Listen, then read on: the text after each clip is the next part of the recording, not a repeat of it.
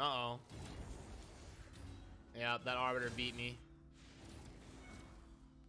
One-shot them all.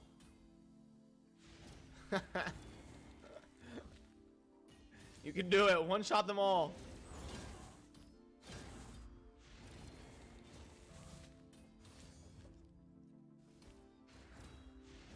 Wait, she's never gonna get to go, huh?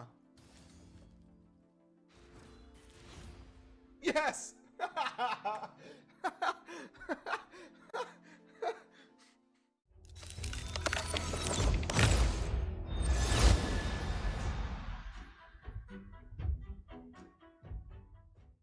Hey, what's up? This is Chosen, and this video is going to be diving in to the Blender Blitz comp that I built in terms of endgame arena metal farming. It's super fast, super fun, and I did not create it. I've seen people talk about it on stream, and I've heard about it on Discord, and other people that play the game, I've kind of heard about it. I wanted to build it for myself finally, since I had the champions required to kind of build the optimal setup for it. So I wanted to take time to invest in it, build it, play around with it, and give you my thoughts and kind of showcase it here. So let's get into it.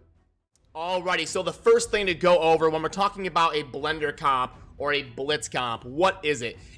We're just nuking down the enemy team as fast as possible, and it typically involves champions that have ally attack abilities, causing allies to use their A1 or default ability. And we do that, we get it to go in the right order, we get it speed tuned right, and it can be super fun because it's kind of a comp that you can glass cannon. So your default allies that are automatically taking their turn because of somebody like Longbeard or Catacomb Counselor, their speed is irrelevant. It doesn't matter if their speed is 1 or 1,000. When the Longbeard goes, they're going to use their default ability. It doesn't matter. So what you can do is just go super glass cannon. You can get like attack percent boots instead of speed, and you don't have to worry about speed substats. You can get extra crit damage. Let me show you kind of what this results in while I'm on the topic. If I pull up my Skull Crown right here and look at these stats I can get, over 6,000 attack and 304 crit damage because I only have 114 speed on her. So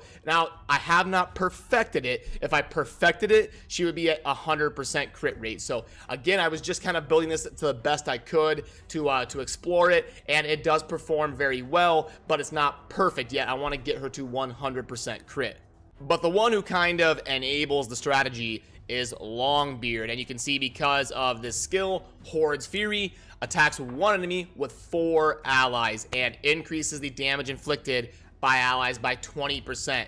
So for a comp like this, it's basically the perfect ability. So it not only brings the whole team with their default abilities, which in a case like a Skull Crown or a Bellower or a Senesha, it's going to be an AoE damage dealer, but it also increases that damage by 20%. So Longbeard is perfect for the strategy. Another popular one is Catacomb Counselor, and he is in the Undead Hordes. Right here, the Magic Affinity Epic, Catacomb Counselor has the Army of Death. Team up with 3 random allies to attack a single enemy. The allies joining the attack will use their default skills. So you can see here that it's very similar to Longbeard, just not quite as good as the epic version instead of the legendary version. There is also a rare Hyria who has an ability similar to this, and she is in the High Elves, the Spirit Affinity rare right here. We can see here that her A3 is attack 1 enemy with 2 random allies. Again, they will use their default skill. So, you know, we're stepping down pegs. We have Longbeard, who is amazing. Catacomb Counselor is, you know, usable in the strategy, and then Hyria is really the beginner style of this type of a strategy. I wouldn't recommend really maxing her out and kind of building a strategy around her for this. It's not going to be as reliable as a Catacomb Counselor, and then obviously the end game, the top goal is to have a Longbeard, but I know he's a legendary and not very many people are going to have him, but since I did, I thought it'd be fun to kind of throw this strategy together and walk you through how it works and how it performs for me. So now, before I dive into how I built the teams, let me at least show you how it works. So you go into the arena, you go here, and when you're going to battle, the order that you place the champions is going to be very important. It's going to be similar to a counterattack mechanic. They don't actually all attack at the exact same time, which a lot of people think when they see a strategy like this. They do go in a predictable and controllable order. So the order is going to go leader, up, down, anchor. So leader, up, down, anchor. And with Skull Crown, we want her to go first because she places an extra hit if the target has more than 50% HP.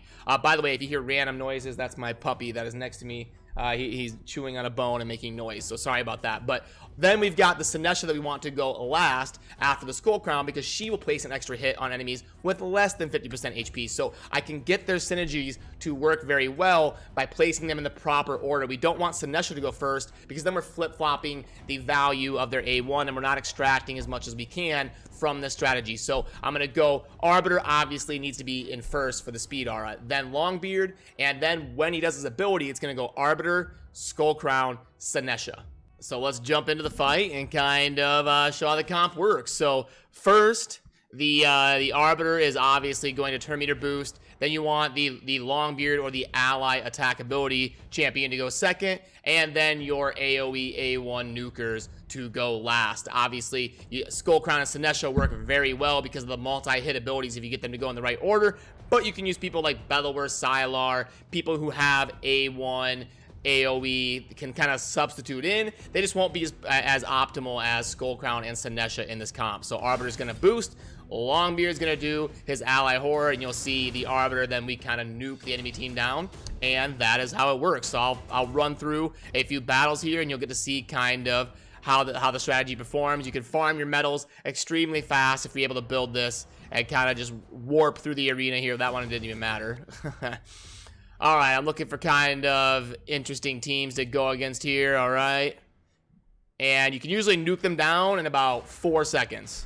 Just pop in, boom, boom, boom, done. And that was 2 seconds. So, yeah, it's really fun if you get the champions to pull it off. Obviously, it can take some setting up, and you know, Longbeard is a legendary, so he's tough to get, but definitely a fun strategy to put together here, and something I noticed and kind of am lucky enough to have the champions. Boom, okay. There we go. And how about Trundaceris? Sure, why not? Let's do it. Yeah, there it goes. Once you go first, it's pretty much over. You can see kind of the gist of it. But yeah, if you can get a good enough speed lead and some turn meter boosting and good enough speed on your first person to go, and then a good enough speed on your Longbeard or ally attack champion, if you go first, it's like a 99% chance that you're going to win. You're going to be able to nuke them down. You're going to have such an insane lead that the other team's not going to be able to come back from it.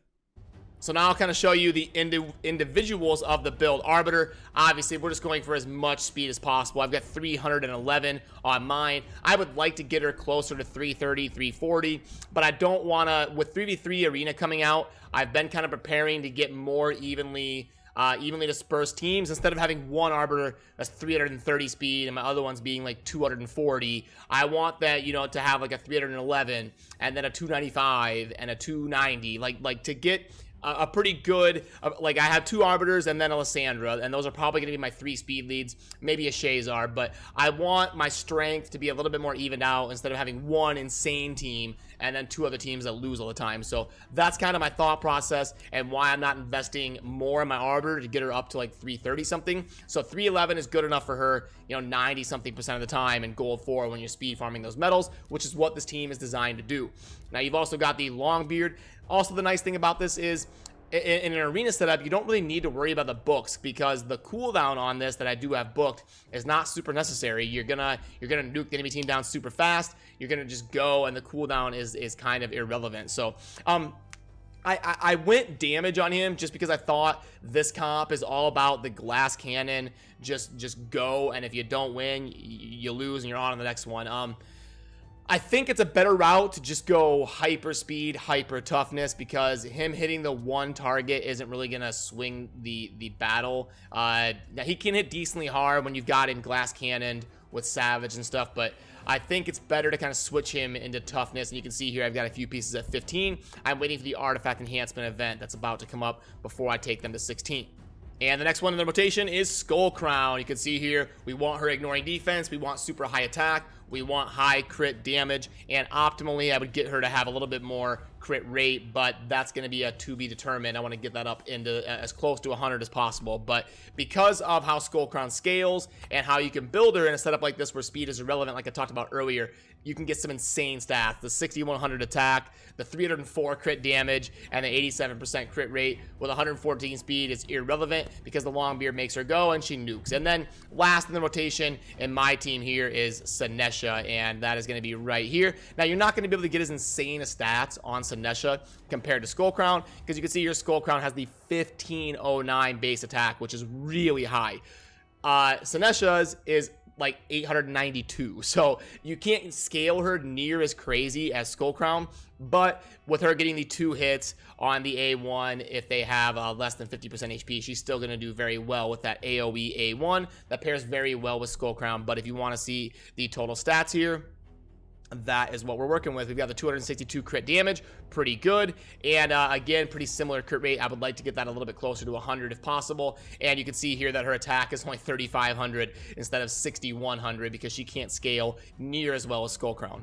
And I do want to touch on masteries that are really important to pick up in a team like this. You're going to want crit rate, you're going to want crit damage, you're going to want increased damage inflicted when at full HP. It's the whole thing is predicated around going first. So we go first, damage increased by 5%, you know, with the first hit on the target. And then we really want this increased damage inflicted by 8% for first hit on each enemy. And this one I misspoke, it's full HP. So yeah, you couple the two. I was getting them mixed up. You couple the two, the full HP and the first hit on the enemy. You really want to make sure you get those two, and we're getting that crit damage as high as possible. So that's kind of the masteries you want to make sure you get: crit rate, crit damage, full HP, first hit, and crit damage. We're not really going to have time to be placing a bunch of debuffs and sustaining fights, so other than that, not super important. And the only unfortunate thing is when you build them this slow, it's going to be tough to use them in other contexts. So either you want a duplicate of this champion, because we all know switching gear in this game is not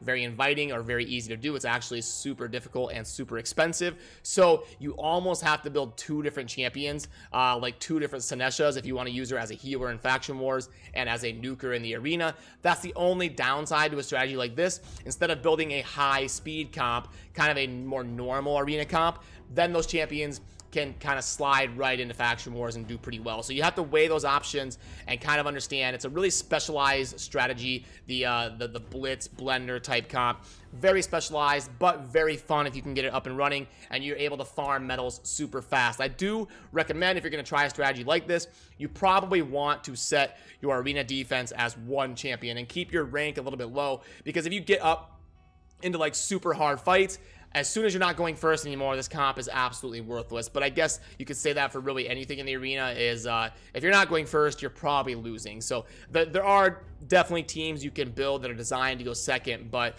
I typically prefer the speed teams, and thus if I go second, I'm probably done. So I guess you could say that for really any sort of strategy like this that's built around speed and nuking. But yeah, if you're active in the arena, setting your leader as 1 champion is never really a bad idea, because you can get those wins up at a 90% clip.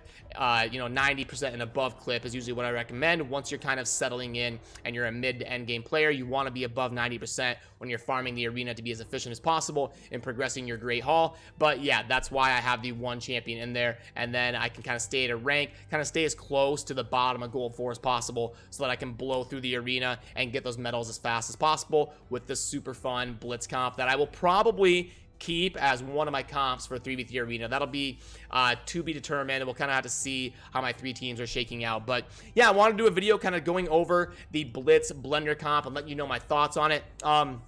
I'm glad I built it. It's super fun and it's extremely fast in terms of, wow, I have to actually reset my sparring pit here, but yeah, now it's not something that's super beginner friendly. It's going to be more towards the mid game to end game. Remember, you can do it with someone like a Catacomb Counselor that I showed in the Undead Hordes, and with any champion that has an AoE A1, even if it's not as optimal as Skullcrown and Senesha, you can still get Bellower, Sylar, Banshee, things that have AoE A1s. Remember, there's 2 different Banshees. There's Frozen Banshee, and then there's just Banshee. So I do want to make sure and clarify that. There's a rare in here with an A1 that hits all enemies, and that is this Banshee right here. So just Banshee, not frozen Banshee. So yeah, but she actually has, a lot of people might not know this if they're newer to the game, she's not super used, but she is a pretty decent one in terms of AoE, decreased defense. She's not bad for a strategy like this, and honestly, she could probably slot in just fine for Senesha if you have her go first.